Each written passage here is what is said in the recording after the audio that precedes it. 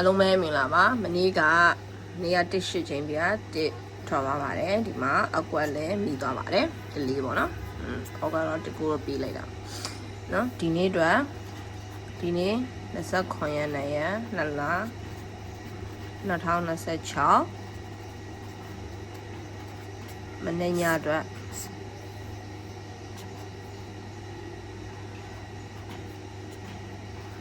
တစ်ရှစ်ချိန်ပါပဲတစ်ရှစ်ချိန်တစ်ရှစ်ပတိပါတစ်689နဲ့ကပ်ပါမယ်တစ်6တစ်ရှစ်တစ်9ရှစ်တစ်ရှစ်6ရှစ်ရှစ်ရှစ်9ပါတစ်6ရယ်ရှစ်6ရယ်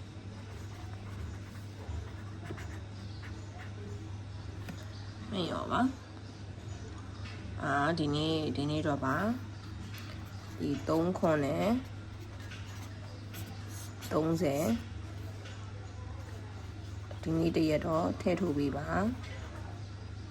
နော်